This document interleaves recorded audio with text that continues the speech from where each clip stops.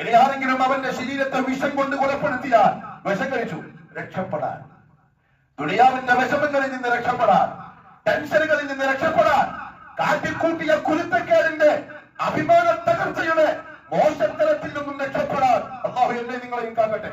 ഹാബിബത്തെ അള്ളാഹുവെ നന്നാക്കി താറപ്പേ. ആർക്കും അറിയില്ല എങ്ങനെയായിരിക്കും.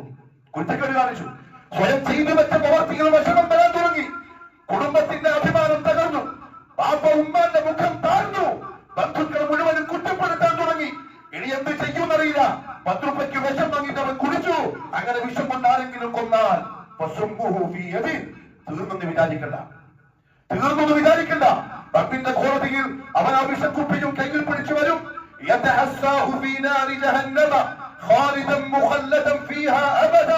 കാലാകാലത്തേക്ക് നരകത്തിന്റെ തീയിൽ അവൻ ആ വിഷം കുടിച്ചുകൊണ്ടേയിരിക്കും, ആ വേദന അനുഭവിച്ചുകൊണ്ടേയിരിക്കും. അല്ലാഹു ആകട്ടെ.